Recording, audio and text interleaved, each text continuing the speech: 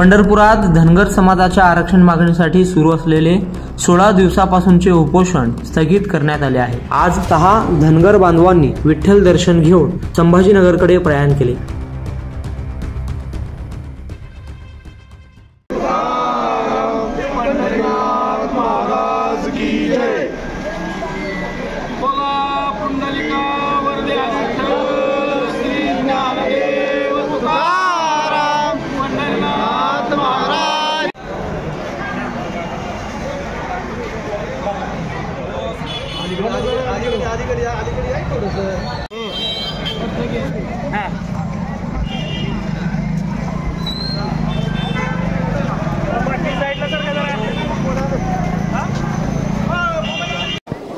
महाराष्ट्र शासनाच्या विरोधामध्ये आम्ही 16 दिवसापासून उपोषण या पांडुरंग नगरीमध्ये केलेलं आहे आणि आता उपोषण स्थगित करून धनगर बांधवांचा आदेश घेऊन त्यांची संमती घेऊन काठीने गोंगडं घेऊन आता आम्ही संभाजीनगरकडे निघालेलो आहेत आणि खिल्लारे कुटुंबाचं सर्टिफिकेटांचं जे रद्द करण्याचा शासनाने जो आदेश दिला आहे ते आज आयुक्त कार्यालयामध्ये काठीने गोंगडं घेऊन ते सर्टिफिकेट रद्द करण्यासाठी आम्ही समाज बांधव आणि 6 आमचे उपोषणकर्ते आम्ही आता पंढरपूरकडून संभाजीनगरकडे रवाना झालेलो आहेत। निघालो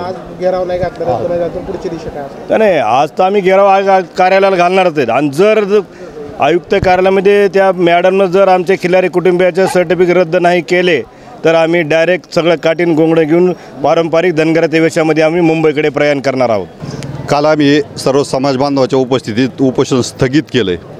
आज आम्ही ट्रीटमेंट घेऊन आणि ॲम्ब्युलन्समधून संभाजीनगरच्या दिशेने निघालो आहेत। संभाजीनगरमध्ये जाऊन परत एकदा आम्ही त्यांना विनवणी करणार की हे धनगराचे दाखले रद्द करा आणि आज जर निर्णय नाही झाला तर आमची पुढची दिशा सरकारला अल्टिमेटम देऊन मुंबईच्या दिशेने आमची वाटचाल अतिशय तीव्रतेने होणार आणि मग याचे गंभीर परिणाम सरकारला भोगावा लागणार।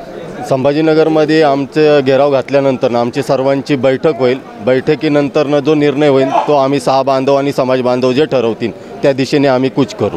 राज्यातील धनगर समाजाचे नेते होते काल उपोषण असलेले आपल्या मते, इथनं पुढे त्यांची साथ कशी असणार? त्यांची साथ आमच्या पाठीमागे कायमस्वरूपी आहे आणि इथून पुढे पण राहील।